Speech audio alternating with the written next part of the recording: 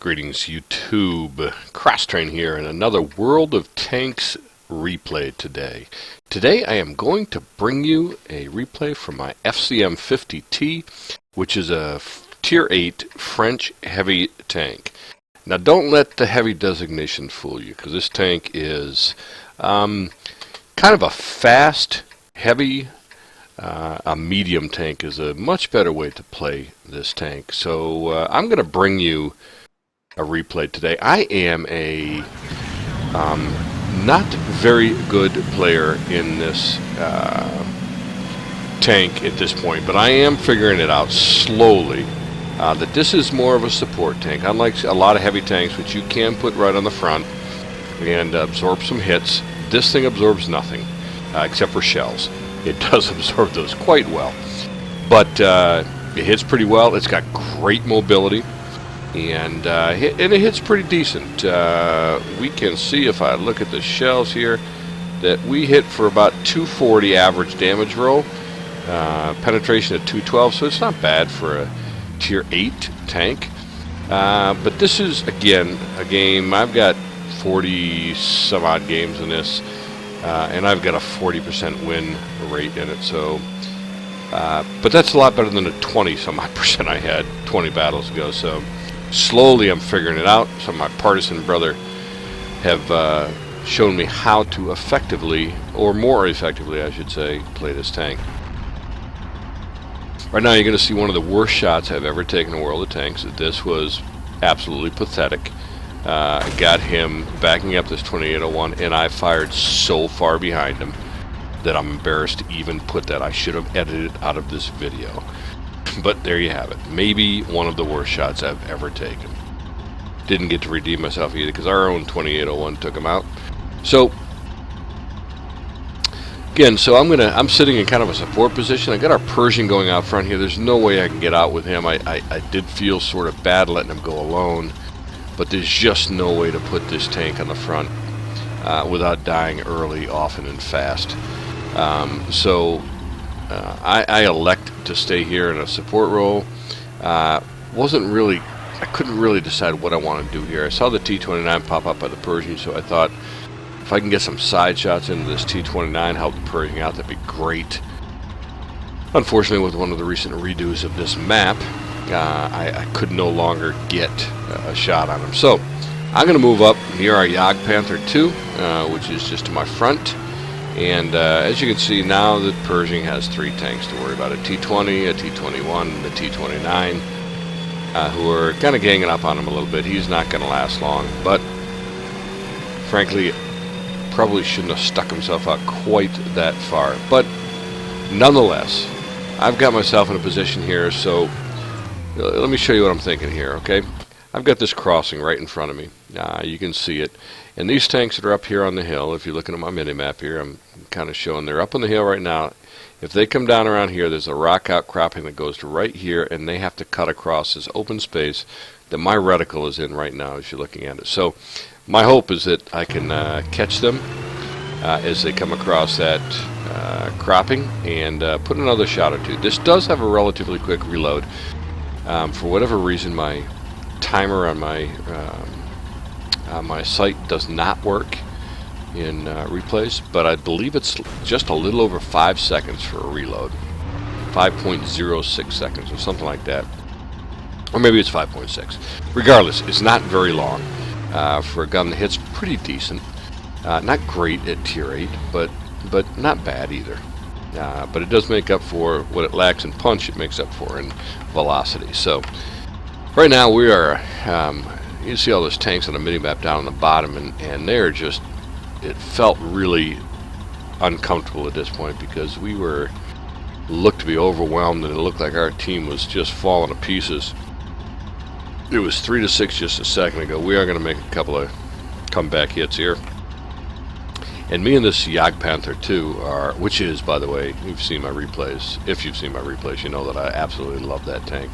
Doesn't look like he has a big gun because he's hitting for about 350 per. You see, I took my second worst shot ever right there. And this T-20 makes a mad dash across. He's undamaged. And I decided to come across and take a look but I am concerned with that. But we do have a Jagdpanther out in front, so I'm thinking he's probably going to T21 poked a little bit too much. But I do figure the Jagdpanther 2 is going to keep that T20 off him.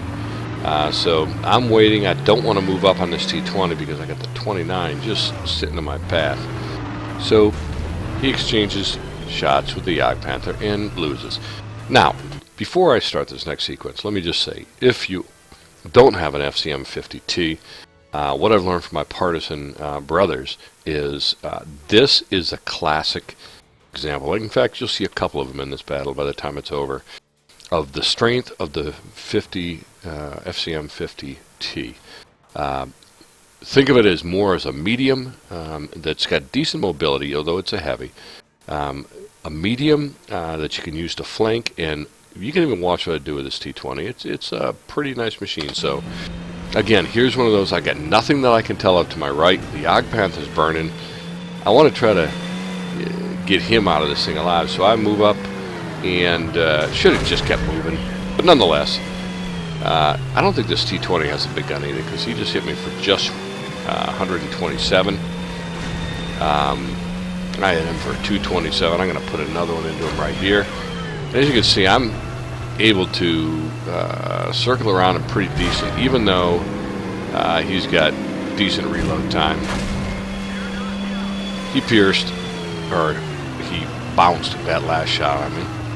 I know I probably got Artie looking at me. The game just turned a lot better to our way. It is now 12-9. In fact, here comes an Artie shell. There it is. But it hit the rock in front of me. So, again, for those of you that may be watching this, that maybe you're new to World of Tanks, I knew I have an Artie looking my direction. I just saw it. So here's my advice. I want you to, again, I am an average, well, no, it's not really fair, because statistically speaking, I'm a better than average player, but compared to most of the guys that I play with, I'm a very average player.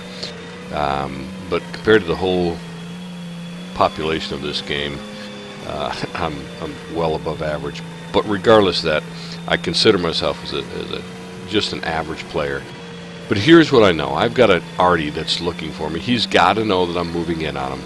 So I take great care from back behind me to all the way up here to not hit trees, because that will let him know where I am.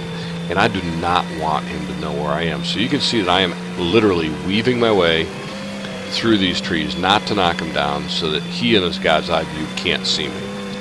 And lo and behold, there he is right there. I take a snapshot and hit for 257. That was pretty nice. And you're going to hear our Artie coming in on him pretty strong. I think they get 3 shots. There's a second one that just missed.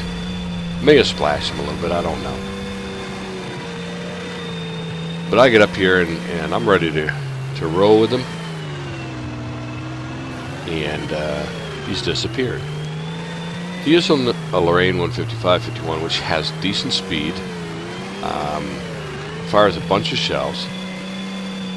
So what I've decided he's probably done, again, let's pick my brain right here. Okay, last, we can look at the mini-map here. Last I knew their T-28 prototype, which by the way is an extremely dangerous tank, hits for about 500 per crack, and got great armor compared to what I'm in, is right below me, below the ridgeline that I'm in. The Artie was last seen here, but he's not there anymore. So my assumption here, knowing that he can see these guys down here, is that he was going to run out along this line here and either flank me, which would be kind of silly in an Artie, but nonetheless, at least get in a position where he could shoot me again. So that's what I'm thinking as I make this move. So what I decided to do is roll backwards and try to flank around him. There are a couple of cut-throughs on this hill now where you can get down. I am aiming at the one directly in front of me. And so I'm thinking he's probably run past this opening, so that was simply, frankly, just a poke out and see if I lit anything. Having not done so, I decided I'm going to charge down the hill. And I got to watch this. This is good stuff right here. Okay, oop, there's the Artie, and I pop him. Now, I have got to show you this. Oh, and there's a T-28 too. So the good news is he can't move his turret very well. I got to show you this right about now. Look at that. You get killed by the faggot wallet warrior. He bought another kill. That's the response from the Artie. So, Mr. Artie, let's see. You are Downloaded Skills is his name, from the clan Texas. I don't know that you'll ever come across his Downloaded Skills, but let me tell you, if you had a clue, you would know that this tank is not a win-buying machine. Okay, this tank is weak for Tier 8. Although if you play it the way that it's built to be played, it can be a pretty dang decent tank, as this replay is actually going to show. Because, again, I'm going to use this tank to its strength right here, just like I did on the T20, encircling them. I'm going to take advantage of this T28 prototype's poor rotation on turret, as well as low mobility. And he was a full-strength T28 prototype when I came down the hill. So, my point for Downloaded Skills, if you ever do see this, you need to really just kind of buck it up, dude. You're in an Artie, which is the funny thing about it, an Artie calling out a wallet warrior. The fact is, I am kind of a wallet warrior. I've bought and I've spent a buttload of money in this game, but I do that so that people like you can play it for free and live off the system. So you should thank me for it instead of bitching about it. But nonetheless, enough about Downloaded Skills. Go cry in a corner, which I'm sure you did after this game. But let's finish this game out. So the T28 prototype, I wanted to track him, which I did right there. And I'm trying to get away. I'm trying to squeeze around behind him, but I can't get quite behind him because of the tree or because of the hill. So I know I'm going to take a whack here. And I do. He hits me for 334. I'm not sure if he has the big gun on that, based on that hit either. But you can see my Artie is aiming for him too. I try to put one in his cheeks of his turret, which is a weak point, but I missed. So then I go, oh boy, I can't take a lot of more shots. So he hits me for 313. Again, at this point, I'm just doing what this tank does best, which is to move, and then bam, shot in his buttocks. See, already gets a shot in there right when we're done. And that's what this tank does best. I'm slowly learning this. First 20 or so games, I played it like it was a heavy, played it up front, and just got wasted. That's not how this tank plays. Play it, if you have it, like a medium. And when I say like a medium, I mean an opportunistic medium. Like you saw me just do right there. Had the Jagdpanther faced off against the T20. So while they were engaged, I kind of snuck in on the T20 side and engaged him. He did, unfortunately, get a kill shot off on a Jagdpanther too. But then it was he and I, one against the other. And I was able to circle around and make him bounce once anyways. And get the kill. And then the T28 prototype was just kind of came down the hill. I knew he'd be down there somewhere, but not sure exactly what I'd find. Did not understand that I'd find a full health T28 prototype right there. So again, just using this tank to his advantage, just circled him until he died, which didn't take a whole lot of time. So anyways, that is your FCM 50T, Tier 8 French heavy tank, again, which plays more like a medium. So if you get it or you're thinking about getting it, just remember that. I did do 2,300 damage in this game, which is a fairly decent gain for me in this tank. So I thought I'd bring it to you since I finally had a decent round.